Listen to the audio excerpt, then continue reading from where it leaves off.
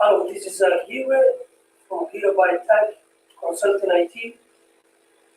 And casharka waa casharkeen noo socdo oo ahaa learning how to use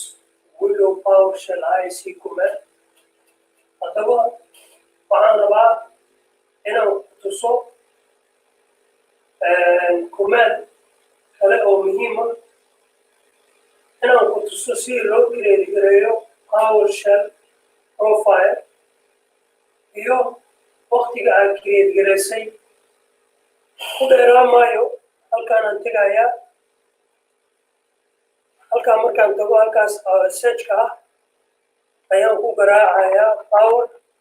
waxa ii soo baxaya Powershell marka ugu horeyso halkaas iska kaliya gareena waxaan ku taab gareenaya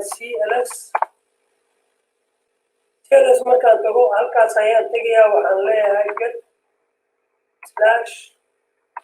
/date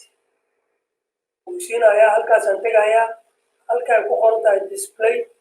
ayaa haddana waxaan leeyahay date run aan leeyahay oo aragtaa maalintii la isticmaalayo maalintii oo isticmaalaysay profile-ka date-ka taariikhda iyo sanadkiiba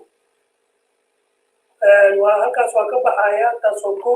laba halkaas aan ku taab gareenaya CLS oo ay tahay wixii aad ka shaqaynaysid clear aad ka dhigaysid ama dib rabti inaad usoo bilaawdid install asaan leedahay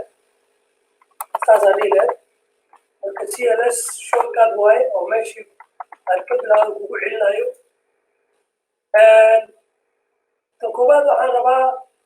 profile-kan oo inaan window PowerShell-kan inuu leeyahay profile in kale halkaas waxaan ku taab gareenayaa $sign profile aan leeyahay profile markaan dhaho waa aragtaa halkaa markaan $sign profile garaacdid wuxuu ku tusinayaa hadduu profile leeyahay PowerShell-kan iyo haddii kaleba intaan leeyahay halkaa wuxuu igu tusay inuu profile create garaysan yahay profile-kan create gareeyay waa under document-gayga weyaan marka waxaan furanayaa wax la yidhaahdo file window file ayaan furanayaa sawirkan document-gaygaan tegayaa waxaan kasii tegayaa window PowerShell markaan ka tago halkaas haddana waxaan leeyahay double click wuxuu leeyahay halkaasaan ku create garaysay double click aan leeyahay waa aragtaa waa empty weeyaan haddaba inaan iska tirtiraan rabaa aan sameeyo window PowerShell cusub sida loo create gareenayo aan iga tuso halkaa waa iska xirayaa halkaa delete ayaan leeyahay markaan delete dhaho file window-ga waa iska xiraa isagana halkaas ayaan ku taab gareenaya CLS halkaas ayaan ku garaacayaa new item-ka aan rabo PowerShell-ka waxaan leeyahay new -item markaan dhaho space aan leeyahay halkaasaan taabanayaa space aan leeyahay $sign ayaan leeyahay haddana waxaan leeyahay profile markaan dhaho haddana waxaan leeyahay space /type aan leeyahay tab ayaan leeyahay space aan leeyahay file aan leeyahay kabacdi /forest aan leeyahay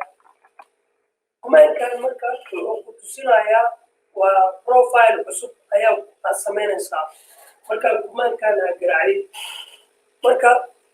hadda markaan dhaho space aan leeyahay enter aan leeyahay wuxuu leeyahay profile aan create garaysay profile-kaadana wuxuu ku jiraa